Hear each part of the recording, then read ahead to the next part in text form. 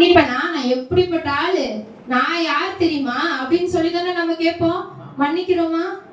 ஆனா ஏசப்பாவ அந்த சிலுவையில அவர் எவ்வளவு கிலோ வெயிட் இந்த சிலுவையை சுமந்தாரு? 150 கிலோ வெயிட் சிலுவையும் சுமந்துட்டு எத்தனை அடிகள்? 39 அடிகள். ஒரு 40 குறைய 39 அடிகளும் என்ன பண்றாரு? குற்றமே செய்யல. ஒரு குற்றமும் செய்யாம என்ன பண்றாரு? அடிக்கப்படுறாரு, பாடுபடுறாரு, நொறுக்கப்படுறாரு. எல்லா அவமானமும் நம்மளால ஒரு சின்ன சொல்ல என்ன பண்ண முடியல, தாங்கவே முடியாது. ஒரு சின்ன வார்த்தையை சொல்லிட்டா நான் எப்படி மன்னிப்பேன்? நான் எப்படி அவளை மன்னிப்பேன்? அவ என்னோட பெரிய ஆளா? நான் அவளை சாகுற வரைக்கும் மன்னிக்கவே மாட்டேன். எத்தனை பேர் அப்படி இருக்கும்? நான் செத்தாலும் அதை என்ன பண்ண மாட்டேன், மன்னிக்கவே மாட்டேன் அப்படின்ற அளவுல நம்ம எப்படி, எத்தனை பேர்?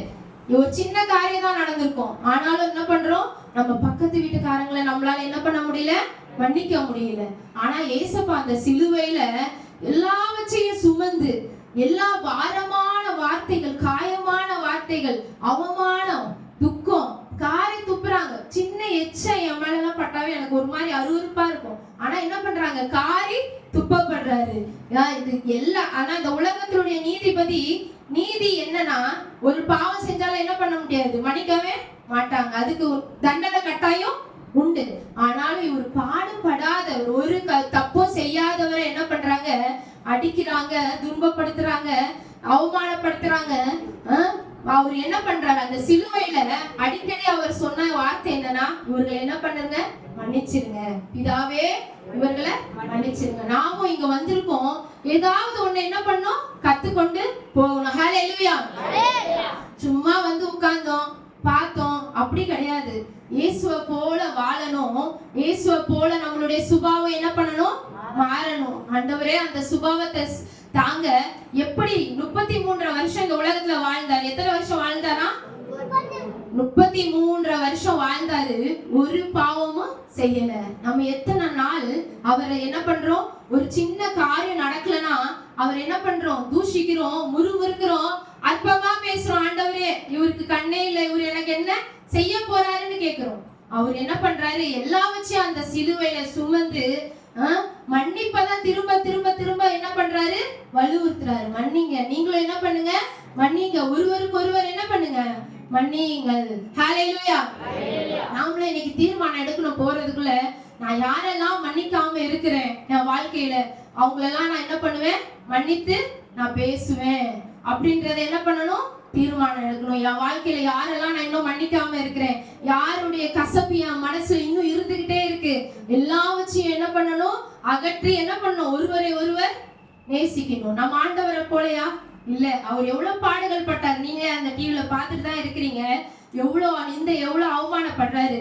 அவர் நிறைய காரியங்களை மன்னித்தாரு. வேதத்துல நம்ம பார்க்கும்போது சமாரிய ஸ்திரீ என்ன பண்ணாரு? மன்னித்தாரு. எத்தனை பாவம் செய்த சமாரியா ஸ்திரீயை ஆண்டவர் என்ன பண்ணாரு?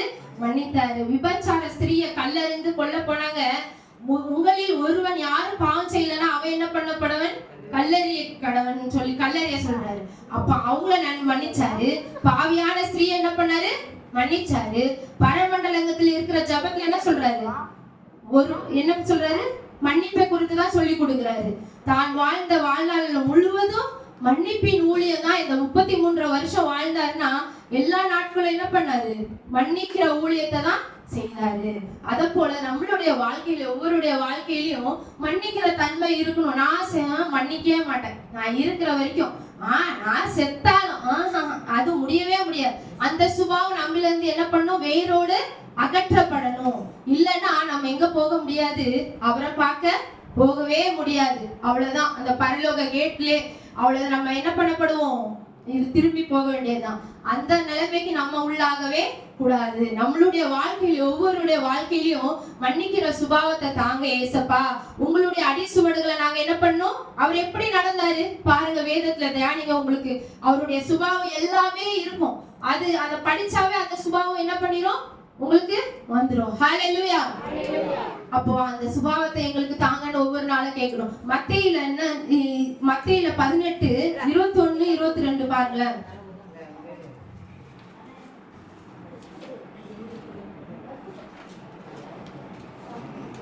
21, 22. அப்பொழுது பேதுரு அவரிடத்தில் வந்து, ஆண்டவரே, என் சகோதரன் எனக்கு விரோதமாய் குற்றம் செய்து வந்தால் நான் எத்தனை தரம் மன்னிக்க வேண்டும்?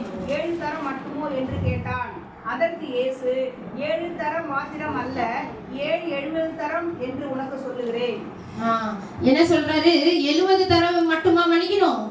இல்லையா, 70 தரம். உன் சகோதரன், உங்க கூட பிறந்தவங்க ஏதோ தப்பு பண்ணிட்டானா எத்தனை தடவை மன்னிக்கணும்னு வேதம் சொல்லுது?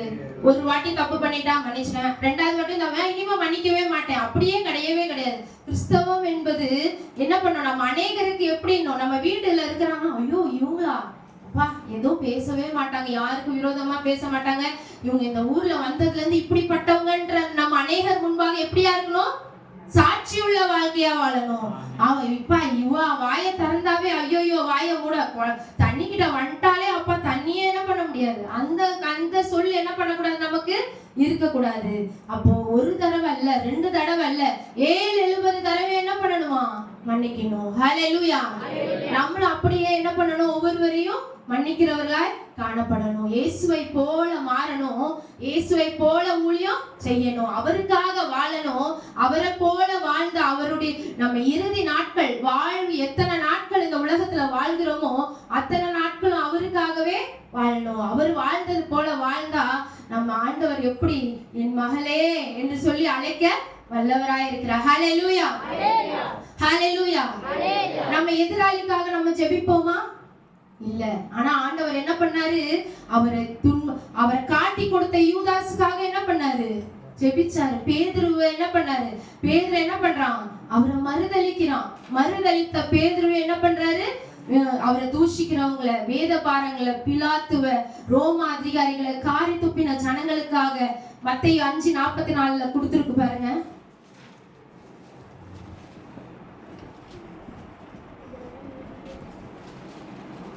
நான் உங்களுக்கு சொல்லுகிறேன், உங்கள் சத்துருக்களை சிநேகியுங்கள், உங்களை சபிக்கிறவர்களை ஆசீர்வதியுங்கள், உங்களை பகைக்கிறவர்களுக்கு நன்மை செய்யுங்கள், உங்களை நிந்திக்கிறவர்களுக்காகவும் உங்களை துன்பப்படுத்துகிறவர்களுக்காகவும் ஜெபம் பண்ணுங்கள். உங்களை சபிக்கிறவர்களை என்ன பண்ணணும்? ஐயோ நீ நல்லாவே இருக்க மாட்டேன்னு சொல்லணும். நான் வேற சொல்லுது, ஆசீர்வதியுங்கள். உங்கள் சபிக்கிறவர்களை ஆசீர்வதியுங்கள். உங்க பகைக்கிறவர்களை என்ன பண்ணுங்க? பகைக்கிறவர்களுக்கு நன்மை செய்ய முடியுமா? ஆனாலும் என்ன சொல்லுது வேதம்? நன்மை செஞ்சுதான் ஆகணும். தீமை செய்கிறவர்களுக்கு என்ன பண்ணணும்? தீமையை நம்மளும் இப்படி செஞ்சிடலாம், அவங்க இந்த மந்திரம் செஞ்சா நம்ம இந்த மந்திரம் செஞ்சிடலாம், அப்படி செய்யவே கூடாது. நன்மை செய்யதான் நம்ம என்ன பண்ணிருக்கோம்? அவர் இந்த உலகத்துல வாழ்ந்த நாட்கள் நன்மை செய்தவராகவே என்ன பண்றாரா? சுற்றி திரிந்தார். அநேக ஜனங்களுக்கு என்ன பண்ணாரு? நன்மை செய்தார். அப்போ அவர் என்ன சொல்ற வார்த்தை? உங்கள் சத்துருக்களை சிநேகியுங்கன்னா, சத்துருக்களை சிநேகிக்க முடியுமா? முடியும். அவர் வாழ்ந்து காட்டினார். அத போல நாமளும் என்ன பண்ணணும்? சத்துருக்களை சிநேகிக்கணும். நம்ம பகைக்கிறவர்களுக்கு என்ன பண்ணணும்? நன்மை செய்யணும். உங்கள் நிந்திக்கிறவர்களுக்கு, உங்க துன்பப்படுத்துகிறவர்களுக்காக என்ன பண்ணுங்க? ஜெபம் பண்ணுங்க. ஹல்லேலூயா.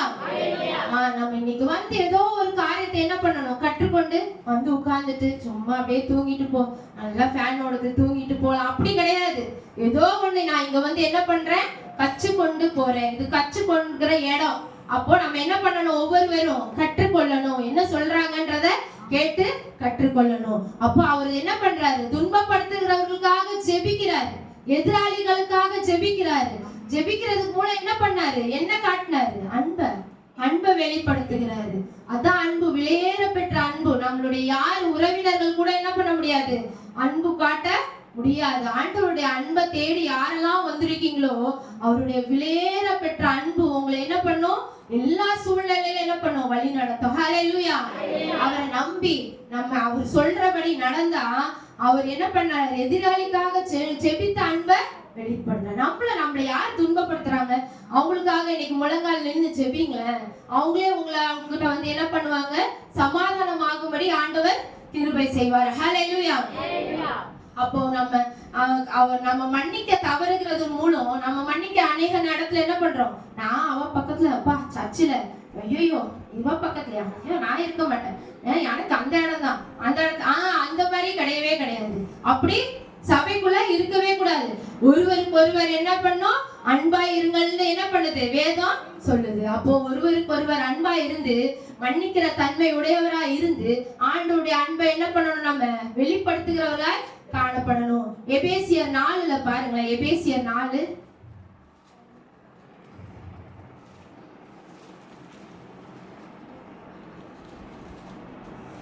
4:31-32.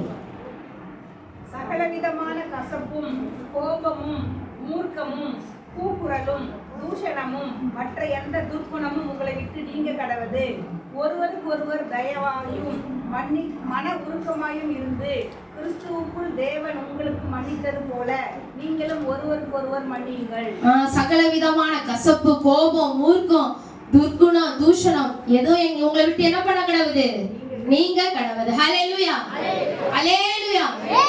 எல்லாம் வச்சு நம்மகிட்ட இருந்து நீங்க கடவுது. ஒருவருக்கு ஒருவர் எப்படி இருக்கணும்? தயவாயும். ஒருவருக்கு ஒருவர் கிறிஸ்துவுக்குள் தேவன் உங்களுக்கு மன்னித்தது போல. நம்ம பாவத்தெல்லாம் ஏசப்பா சுமந்து அந்த சிலுவையில சுமந்து தீர்த்துட்டாரு. நம்மளுடைய பாவம், நாம செய்த அக்கிரமம், ஆண்டவர் அறியாத நாட்களில் நாம செய்த அறியாமை தனத்தினால் செய்த பாவங்களை எல்லாம் ஆண்டவர் என்ன பண்ணிட்டாரு? சிலுவையில சுமந்து வெற்றி சிறந்தாரா இல்லையா? அத போல நம்மளுடைய பாவங்களை ஒருவருக்கு ஒருவர் என்ன பண்ணணும்? நம்ம ஒருவருக்கு ஒருவர் மன்னிக்கிறவர்களாய் காணப்படணும். ஹல்லேலூயா. அப்போ யோவான் 20:23 என்ன சொல்லியிருக்குன்னா, எவர்களுடைய பாவங்களை நீங்க மன்னிக்கிறீங்களோ, நீங்க யாருடைய பாவத்தெல்லாம் மன்னிக்கிறீங்களோ அவர்களுக்கு மன்னிக்கப்படும்.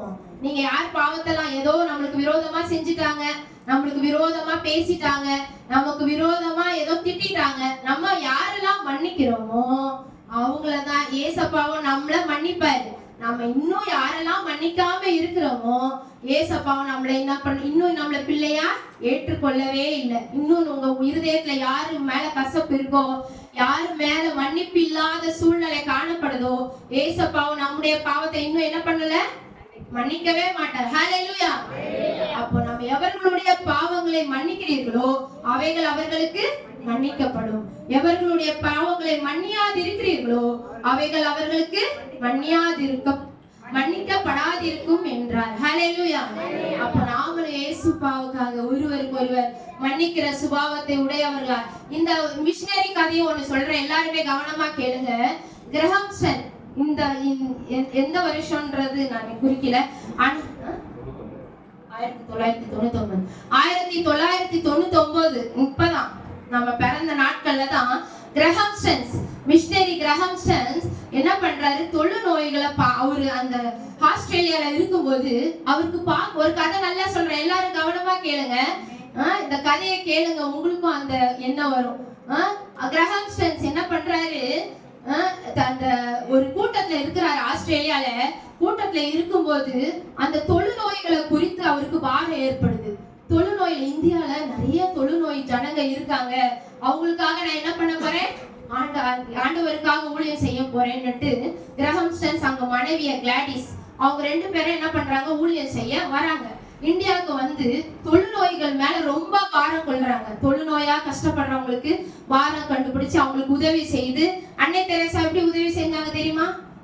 கஷ்டப்பட்டவங்களுக்கு, நோயில இருக்கிறவங்களுக்கு, அவங்களுக்கெல்லாம் உதவி செஞ்சாங்கல்ல.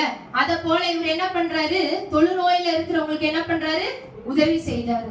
உதவி செய்து என்ன பண்றாரு? ஒரு நாள் என்ன பண்ணாரு? ஒரு ஊழியத்துக்கு செல்லும் போது இவர் அநேக நாட்கள் இவர் என்ன பண்ணிருக்காங்க? இவர் எப்படியாவது என்ன பண்ணும்? அழிச்சிடணும், இவரை என்ன பண்ணிடணும்? கொன்றுடணும். இத நிறைய நாள் நோக்கமா வச்சிருந்திருக்காங்க. இவரை கொன்னுடணும்ன்ற நோக்கத்தோடு அநேக நாட்கள் தீர்மானிச்சிருக்காங்க. தீர்மானிக்கும் போது ஒரு நாள் ஊழியத்துக்காக கிரஹாம்ஸ்டன்ஸும் 2 பையனும் கார்ல ஊழியத்துக்கு போயிட்டு வந்திருக்காங்க. ஊழியத்துக்கு போயிட்டு வரும்போது வீட்டுக்கு வரும்போது அவங்களுக்கு வர நேரம் ஆயிட்டு, அதனால அந்த கார்லயே படுத்திருக்காங்க. படுத்திருக்கும் போது என்ன ஆச்சு? நைட்டோட நைட்டா அந்த பெட்ரோலை ஊத்தி அந்த கார் முழுசும் ஊத்தி அந்த மிஷனரிகள் 3 பேரையும் என்ன பண்ணிட்டாங்க? எரிச்சிட்டாங்க. இங்க வீட்டுல யார் இருக்காங்க? அந்த அம்மாவும் மகளும் உட்கார்ந்து இருக்காங்க. ஐயோ, எங்க கணவனும் வரலையே, நைட்டு ஊழியத்துக்கு போனவங்க வரலையே. அவங்க அந்த உலகத்துல என்ன நினைச்சிருந்தாங்கன்னா நல்லது மட்டும் தான் செஞ்சிருக்காங்க, தீமையா ஒண்ணுமே செய்யல. அந்த தொழுநோய்னா என்ன பார்த்து தெரியுமா? குஷ்டரோகம். அதெல்லாம் அந்த சதெல்லாம் பிஞ்சி ஒரு மாதிரி இருக்கும். அவங்களுக்கு ஊழியம் செஞ்சவங்களே என்ன பண்ணிட்டாங்க? 3 பேரையும் எரிச்சிட்டாங்க. இந்த அம்மாவும் அந்த மகளும் என்ன பண்றாங்க? அந்த அம்மாவும் மகளுக்கும் அந்த அடக்க ஆராதனை எல்லாம் யோசிச்சு பாருங்களேன் எப்படி இருக்கும்? அவங்களால தாங்க முடியுமா? தாங்க முடியாத சூழ்நிலையிலும் அப்படியே அந்த ஆஸ்திரேலியா நாட்டை விட்டுட்டு என்ன பண்றாங்க, வந்திருக்காங்க ஊழியம் செய்யற இடத்துல. இப்படி ஆன உடனே அவங்களால முடியாத சூழ்நிலையில அப்படியே அவங்களுக்கு ஆதரவுக்கு யாருமே இல்லை. இந்தியால அந்த அவங்க ஊர்லயாவது இருந்திருந்தனா அவங்களுக்கு ஆதரவு இருந்திருக்கும். இந்த இடத்துல ஆதரவு இல்லாத சூழ்நிலையில வந்து அழுக மட்டும்தான் அவங்களுக்கு இருந்தது. இப்போ தற்சமயத்துல அவங்கள கேட்டிருக்காங்க, பேட்டி எடுத்திருக்காங்க. உங்க வீட்டுக்காரையும் உங்க பையனையும் கொலை செஞ்சவங்கள நாம என்ன பண்ணிடலாம், தற்கொலைக்கு அனுமதிச்சிடலாமா, கோர்ட்ல அனுமதிச்சிடலாமான்னு சொன்னா அவங்க சொன்னாங்கன்னா நான் மன்னிக்கிறேன். ஹல்லேலூயா. அவர்களை இன்னும் நான் நேசிக்கிறேன். அந்த அம்மா சொன்ன ஒரு வார்த்தை என்னையே என்ன பண்ணிச்சு, தொட்டுச்சு. அந்த அம்மா சொன்னாங்களா, அவர்களை நான் என்ன பண்றேன், மன்னிக்கிறேன், இன்னும் நேசிக்கிறேன், அவங்களுக்கு வேண்டாம், எந்த மரண தண்டனையும் கொடுக்காதீங்க. நம்ம எத்தனை பேர் அந்த சுபாவத்துல இருக்கிறோம்? ஹல்லேலூயா. அப்போ உலகம் எங்கும் அந்த வார்த்தை என்ன ஆயிடுச்சாம், பாராட்டினாங்க. ஒரு இந்த அம்மா இப்படி சொல்லுவாங்கன்னு யாராவது நினைக்க முடியுமா? கணவன் 2 பையன்களை அந்த காரோட எரிச்சிட்டாங்க. ஆனாலும் அந்த அம்மா சொல்றாங்க நான் மன்னிக்கிறேன், இன்னும் அவங்களை என்ன பண்றேன், நேசிக்கிறேன். அப்போ அந்த அம்மாவுடைய புகழ் இன்னும் இருக்காங்க. இந்த இடத்த விட்டு அவங்க ஆஸ்திரேலியாவுக்கு போயிட்டாங்க. அத போல கணவனை இழந்து 2 பையன்களையும் போன வருஷம் நடந்துச்சுன்ட்டு இப்போ நான் கேள்விப்பட்டேன். ஆந்திரால ஒரு ஊழியக்காரர் போன மாசம் பிஜேபி அவங்களால என்ன பண்ணாச்சு, அந்த அம்மாவை என்ன பண்ணிட்டாங்க, அந்த அவரு போகும்போதே அந்த ஊழியக்காரர் போகும்போதே ஆக்சிடென்ட் பண்ணிட்டு அவர் இறந்துட்டாரு. இறந்து அடக்க ஆராதனையில அவங்க சொல்லியிருக்காங்க, என் வீட்டுக்காரர் ஆக்சிடென்ட் பண்ணவங்களை நான் என்ன பண்றேன், மன்னிக்கிறேன். அந்த மன்னிப்பு தன்மை தான் என்ன பண்றாரு ஆண்டவர். நான் எப்படி மன்னிப்பேன், என் வீட்டுக்காரர் அப்படின்னு இல்லை, நான் என்ன பண்றேன், மன்னிக்கிறேன். அப்போ எல்லாருக்குள்ள என்ன பண்ணணும், அந்த மன்னிக்கிற தன்மை வரணும். ஹல்லேலூயா. இயேசுவை போல மாறணும். இயேசுவை போல என்ன பண்ணணும், ஊழியம் செய்யும் போது அவருடைய மன்னிப்பு தன்மை வரும். இன்னும் ஒரே ஒரு சம்பவம் மட்டும் சொல்றேன். அந்த சிரேனே ஊரானாகிய சீமோன் இருக்கிறாள்ல, சீமோன் என்ன பண்ணிருக்கிறாரு, அவர் இந்த ஊருக்காரு கிடையாதான், வெளிய ஊருக்காரு. அவன் பலவந்தப்படுறான், சிலுவையை சுமந்துதான் ஆகணும். அது எனக்கு ரொம்ப டச் பண்ண வார்த்தை, அதை மட்டும் சொல்லிடுறேன். அவன் சிலுவையில ஏசப்பா சுமந்துட்டு போறாங்க. அவன் கையில பலவந்தப்பட்டு சிலுவையை கொடுக்குறாங்க. 20 அவர் எவ்வளவு தூரம் சுமக்கிறாருன்னா 20 மீட்டர் தூரம் தான். அவருக்கு தெரியாது. அவர் என்ன பண்றாரு, பலி செலுத்த வந்திருக்கிறாரு. வெளியூர்ல இருந்து பலி செலுத்த வந்திருக்கிறாரு. அந்த ஆடு மாடு இத பலி செலுத்த வந்திருக்கிறாரு. அவர்கிட்ட என்ன பண்றாங்க, சிலுவையை கொடுக்குறாங்க. அவர் எத்தனை மீட்டர் தூரம் சுமந்திருப்பாரு, 20 மீட்டர் தூரம் தானா. 20 மீட்டர் தூரம் சுமந்த சிரேனே ஊரானாகிய சீமோனை ஆண்டவர் என்ன பண்ணாரு, அவங்களுடைய 20 மீட்டர் ஆண்டவருக்காக நம்ம என்னென்ன பிரயாசப்படுகிறோமோ அதுக்குரிய பலன் கட்டாயம் உண்டு. ஒரு சின்ன வேலை, அவர் எத்தனை மீட்டர் தூரம், 20 மீட்டர் தூரம் தான் சுமந்தாரா. அவங்களுடைய பிள்ளைகளுடைய சந்ததியை ஆண்டவர் என்ன பண்ணாரு, அந்த தேசத்திலேயே உயர்த்தி வைத்தார். ஹல்லேலூயா. ஹல்லேலூயா. அவருக்கு யாருன்னே தெரியாது, இயேசு யாருன்னே தெரியாது. அவங்க சீசன் சுமந்திருக்கிற சீசன் தான் ரொம்ப பழக்கம். ஆனா யாருன்னே தெரியாத சீமோன், சிரேனே ஊரானாகிய சீமோன் என்ன பண்றாரு, சுமக்கிறாரு. அப்புறம் அவருக்கு கடைசியா எப்போ தெரியும்னா, பிரதான ஆசாரியன் என்ன பண்றாரு, இவர் மெய்யான நூற்றுக்கு அதிபதி சொல்றான், இது மெய்யான தெய்வ குமாரன் சொன்ன பிறகுதான், ஐயோ இந்த மெய்யான தெய்வ குமாரன், அப்பதான் அவருக்கு தெரியுமா இது மெய்யான தெய்வ குமாரன்ட்டு. அப்போ நம்ம இனிமே பலி செலுத்த வேண்டியது இல்ல, ஆண்டவரே நமக்காக என்ன பண்ணப்பட்டாரு, பலியானார். ஹல்லேலூயா. அப்போ நம்ம ஆண்டவருக்காக என்னென்ன செய்கிறோமோ அதுக்குரிய பலன் பிரயாசம் கட்டாயம் உண்டு. நம்ம இன்னைக்கு என்ன அந்த முதல் பாயிண்ட் என்ன சொல்லுங்க, பிதாவே இவர்களை நாங்களும் ஒருவருக்கு ஒருவர் மன்னிக்கிறவர்களாய் காணப்படணும். ஒரே பாட்டு, உங்க அன்புக்கு முன்னால இந்த உலகம் சிறுசுதான், அந்த வானத்தை போல உங்க மனசு பெருசுதான். உங்க அன்புக்கு முன்னால இந்த உலகம் சிறுசுதான், அந்த வானத்தை போல உங்க மனசு பெருசுதான்.